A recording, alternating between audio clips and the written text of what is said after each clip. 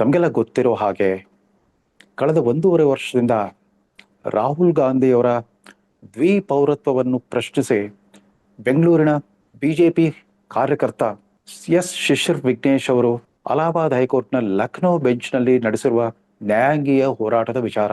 ರಾಹುಲ್ ಗಾಂಧಿಯವರು ತಾವು 1994ರಷ್ಟು ಹಿಂದಿನಿಂದನೇ, ಅಂದ್ರೆ ಇವತ್ತಿಗೆ 38 ವರ್ಷಗಳ ಹಿಂದಿನಿಂದಲೂ ಬ್ರಿಟಿಷ್ ಪೌರತ್ವ, ಬ್ರಿಟಿಷ್ ಪ್ರಜೆ ಎಂಬ ಒಂದು ಸ್ಥಾನಮಾನವನ್ನು ಹೊಂದಿದ್ರು ಕೂಡ ಅದನ್ನು ನಿರಂತರವಾಗಿ ಬಚ್ಚಿಟ್ಬಿಟ್ಟು 2004ರಿಂದ 2026ವರೆಗೂ ಸತತವಾಗಿ ಭಾರತದ ಲೋಕಸಭೆಗೆ ಗೆದ್ದು ಬರ್ತಾ ಇದ್ದೀರಿ. ಸುಮಾರು 6 ಬಾರಿ ಗೆದ್ದಿದ್ದೀರಿ, 1 ಬಾರಿ ಸೋತಿದ್ರಿ. ಸಾರ್ವತ್ರಿಕ ಚುನಾವಣೆ ಮತ್ತು ಎಲ್ಲದರಲ್ಲೂ ಕೂಡ ಜಯ ಸಾಧಿಸ್ತಾ ಬಂದಿದ್ದೀರಿ. ಇದು ಕ್ರಿಮಿನಲ್ ಅಪರಾಧ ಅಂತ ಪ್ರಶ್ನಿಸ್ಬಿಟ್ಟು Shishir Vignesh versus Rahul Gandhi and others ಅನ್ನೋ ಪ್ರಕರಣ, criminal miscellaneous petition Shishir Vignesh versus Rahul Gandhi and others ಅಂತಂದ್ರೆ additional chief secretary home department Uttar Pradesh government, superintendent of police Raebareli district, SHO station house officer Kotwali police station Raebareli. ಮತ್ತು ತದನಂತರ ಈ ಪ್ರಕರಣ ಒಂದು ನಿರ್ಣಾಯಕ ಘಟ್ಟಕ್ಕೆ ತಲುಪಿದಾಗ ಭಾರತ ಸರ್ಕಾರದ ಗೃಹ ಇಲಾಖೆಯನ್ನು ಕೂಡ ಪ್ರತಿವಾದಿಗಳನ್ನಾಗಿ ಮಾಡಿದ್ರು ಶಿಶಿರ್ ವಿಘ್ನೇಶ್.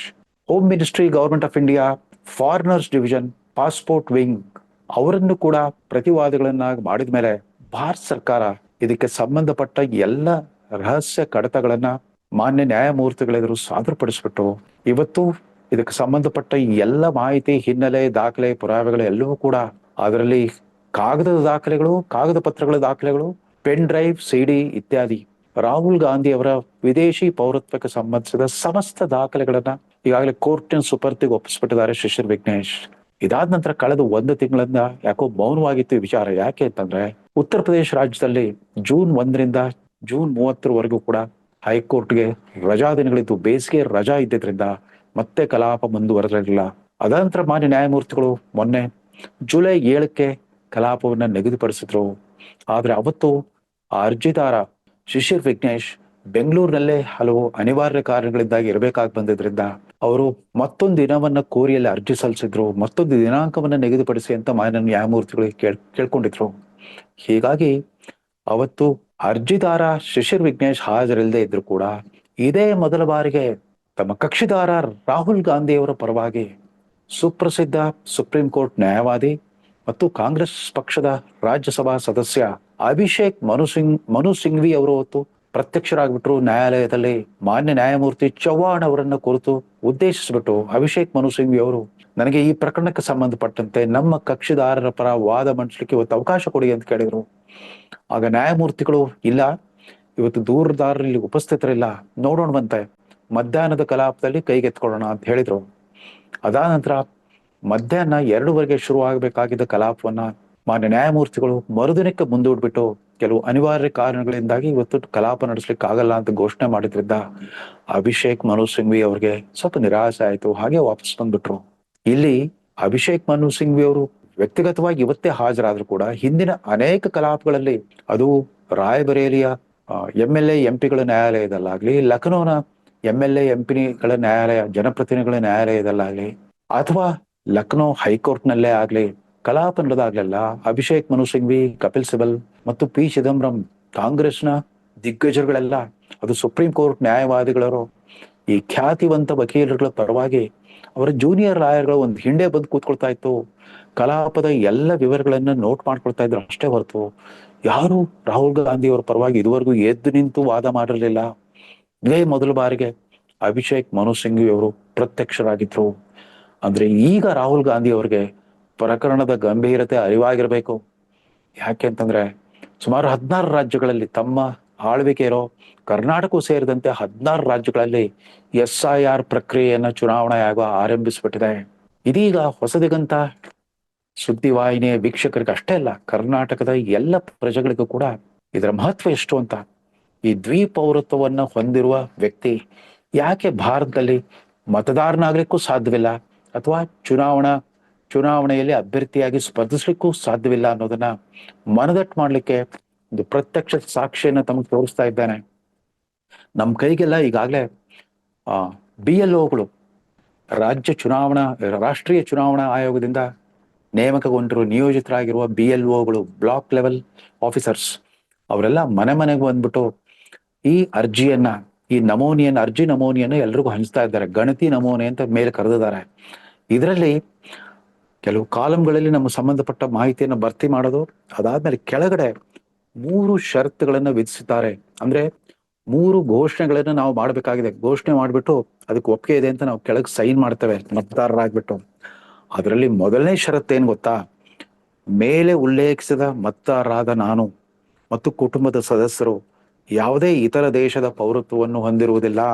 ಅಂದ್ರೆ ಇವತ್ತು ಎಲ್ರಿಗೂ ಸ್ಪಷ್ಟವಾಗುತ್ತೆ ಅಂತ ಕಾಣುತ್ತೆ. ನೀವು ಇವತ್ತು ಭರ್ತಿ ಮಾಡಿ ವಾಪಸ್ ಕೊಡ್ತಾ ಇರೋ ಈ SIR ಫಾರ್ಮ್ನಲ್ಲೇ ಕೆಳಗೆ ಮೊದಲನೇ ಷರತ್ತೆ, ಸಂವಿಧಾನಾನ್ವಯ ಮೊದಲನೇ ಷರತ್ತೆ, ನಾನಾಗ್ಲಿ ನಮ್ಮ ಕುಟುಂಬದ ಸದಸ್ಯರಾಗ್ಲಿ ವಿದೇಶ ಪೌರತ್ವವನ್ನು ಹೊಂದಿರುವುದಿಲ್ಲ.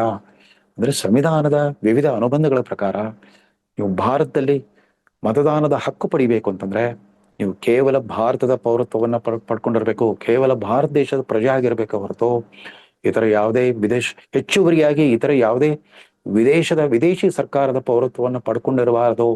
ಹೀಗಾಗಿ 38 ವರ್ಷಗಳಿಂದ ಈ ವಿದೇಶಿ ಪೌರತ್ವವನ್ನ ಹೊಂದ್ಕೊಂಡಿರೋ ಆ ಸಂಗತಿಯನ್ನ ಬಚ್ಚಿಟ್ಬಿಟ್ಟು ಚುನಾವಣೆ ಆಯೋಗದಿಂದ ಬಚ್ಚಿಟ್ಟಿದ್ದಾರೆ. ಭಾರತದ ಜನಸಾಮಾನ್ಯರಿಂದಲೂ ಬಚ್ಚಿಟ್ಟಿರೋ ರಾಹುಲ್ ಗಾಂಧಿ ಅವರು ಇವತ್ತು ಬಹುಶಃ ತಳಮಳವನ್ನು ಅನುಭವಿಸ್ತಾ ಇದ್ದಾರೆ ಅಂತ ಕಾಣುತ್ತೆ.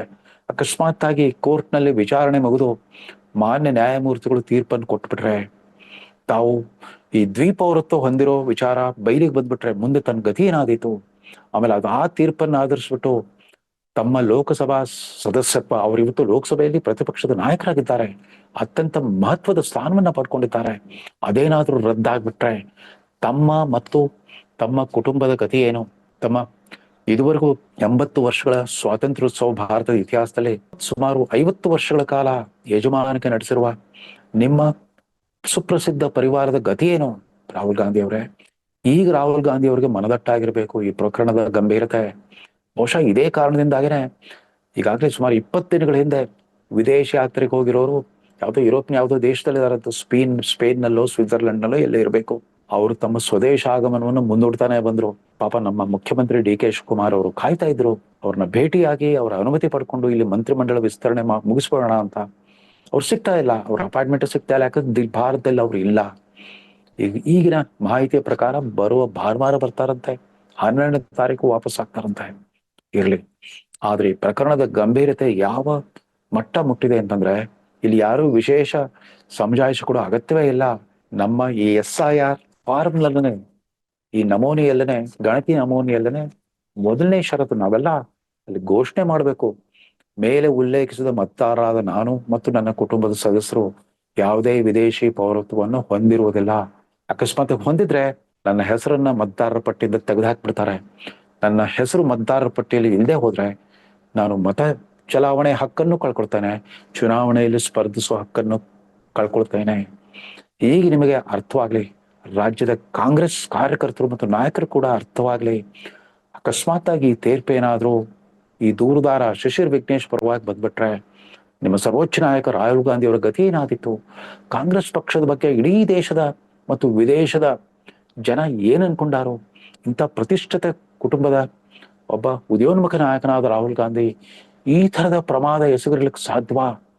ತಾನು ಬ್ರಿಟಿಷ್ ಪೌರತ್ವ, ವಿದೇಶಿ ಪೌರತ್ವ ಹೊಂದಿದ್ದೇನೇನೋ ಅತ್ಯಂತ ಮಹತ್ವದ ಸಂಗತಿಯನ್ನ ಬಚ್ಚಿಟ್ಬಿಟ್ಟು ಸತತವಾಗಿ 2004ರಿಂದ ಇಲ್ಲಿವರೆಗೂ 22 ವರ್ಷಗಳ ಕಾಲ ಲೋಕಸಭೆಗೆ ಚುನಾವಣೆಗೆ ಸ್ಪರ್ಧಿಸಿ ಗೆದ್ದು ಬರಲಿಕ್ಕೆ ಅಂತ ಪ್ರಮಾದ ಯಾಕೆ ಮಾಡಿದ್ರು? ಜವಾಹರ್ಲಾಲ್ ನೆಹರೂರವರ ಮರಿಮೊಮ್ಮಗ ರಾಹುಲ್ ಗಾಂಧಿ ಇಂಥ ಪ್ರಮಾದ, ಕ್ರಿಮಿನಲ್ ಅಪರಾಧವನ್ನು ಎಸಲಿಕ್ಕೆ ಸಾಧ್ಯವಾ ಅಂತ ತಾವು ತಳಮಳ ಅನುಭವಿಸ್ಬೇಕಾದ್ ಬಂದಿತ್ತು. ಇರ್ಲಿ, ಮತ್ತೆ ಈಗ ಅರ್ಜಿದಾರರ ಮನವಿಯಂತೆ ಜುಲೈ 14ರ ನಂತರ ಒಂದು ದಿನಾಂಕವನ್ನ ನಿಗದಿ ಮಾಡ್ತಾರೆ. ಅಲ್ಲಿನ ಅಲಹಾಬಾದ್ ಹೈಕೋರ್ಟ್ನ ಲಕ್ನೋ ಬೆಂಚಿನ ಏಕಸದಸ್ಯ ಪೀಠದ ನ್ಯಾಯಮೂರ್ತಿಗಳು. ತದನಂತರ ಈ ಕೇಸಿನ ಹಣೆಬರ ಏನಾಗುತ್ತೋ ಕಾದ್ ನೋಡೋಣ. ಈಗಂತೂ ಅಭಿಷೇಕ್ ಮನು ಸಿಂಘ್ವಿ ಅವರು ರಾಹುಲ್ ಗಾಂಧಿ ಅವರ ಪರವಾಗಿ ವಾದಿಸುವ ನ್ಯಾಯವಾದಿಯಾಗಿ ತಾವು ಘೋಷಣೆ ಮಾಡ್ಕೊಂಡ್ಬಿಟ್ಟಿದ್ದಾರೆ. ಕೋರ್ಟ್ನಲ್ಲಿ ಆಗ್ಲೇ ಹಾಜರಾಗ್ಬಿಟ್ಟು ತಮ್ಮ ಸ್ಥಾನಮಾನವನ್ನ ಅಲ್ಲಿ ಆಗ್ಲೇ ದಾಖಲಿಸ್ಬಿಟ್ಟಿದ್ದಾರೆ. ನೋಡ, ಅಭಿಷೇಕ್ ಮನು ಸಿಂಘ್ವಿ ಅವ್ರ ಕೈಯಲ್ಲಿ ಆಗ್ತಿದ್ರೆ ನಾಳೆ ಕಪಿಲ್ ಸಿಬಲ್ ಬರ್ಬೋದು ಅಥವಾ ಪಿ ಚಿದಂಬರಂ ಬರ್ಬೋದು. ಯಾರೇ ಆಗ್ಲಿ, ಯಾವ ರೀತಿ ರಾಹುಲ್ ಗಾಂಧಿ ಅವರ ವ್ಯಕ್ತಿಗತ ಗೌರವ, ಪ್ರತಿಷ್ಠೆ ಮತ್ತು ಮರ್ಯಾದೆಯನ್ನು ರಕ್ಷಿಸ್ತಾರೆ. ನೋಡೋಣ. ನಮ್ಗೆಲ್ರಿಗೂ ಕೂಡ ಭಾರತದ ನ್ಯಾಯಾಂಗ ವ್ಯವಸ್ಥೆಯ ನಿಷ್ಪಕ್ಷಪಾತ ನಿಲುವಿನಲ್ಲಿ ನಂಬಿಕೆ ಇರೋದ್ರಿಂದ ಕಾದ್ ನೋಡೋಣ. ನಮಸ್ಕಾರ. ಹೊಸದಿಗಂತ ಡಿಜಿಟಲ್ ಚಾನೆಲ್ನಲ್ಲಿ ಪ್ರಸಾರವಾಗ್ತಿರೋ ಹೈ ನೋಟ್ಸ್ ಸಂಗೀತ ಕಾರ್ಯಕ್ರಮದ ರೂವಾರಿ ಅನೂರ್ ಅನಂತಕೃಷ್ಣ ಶರ್ಮಾ ಅವರ ನೇತೃತ್ವದಲ್ಲಿ ಬೆಂಗಳೂರಲ್ಲೊಂದು ಲಯಲಾವಣ್ಯ ಅನ್ನೋ ವಿಶಿಷ್ಟವಾದ ತಾಳವಾದ್ಯ ಮೇಳ ನಡೆಯಲಿದೆ. ಅತ್ಯಂತ ಪ್ರತಿಭಾನ್ವಿತ ಕಲಾವಿದರು ಭಾಗವಹಿಸ್ತಿರೋ ಕಾರ್ಯಕ್ರಮ ಇದು. ದಿನಾಂಕ 12 ಜುಲೈ ಭಾನುವಾರ. ಸಮಯ ಬೆಳಗ್ಗೆ 10:30ಕ್ಕೆ. ಸ್ಥಳ Prestige Centre for Performing Arts, Konanakunte cross, behind Forum Mall, Bengaluru. Online ಟಿಕೆಟ್ಗಳು ಸಂಗಮ media.org ಯಲ್ಲಿ ಲಭ್ಯ. ಈ ಅವಕಾಶ ಮಿಸ್ ಮಾಡ್ಕೋಬೇಡಿ. ತಪ್ಪದೇ ಹೋಗಿ ನೋಡಿ.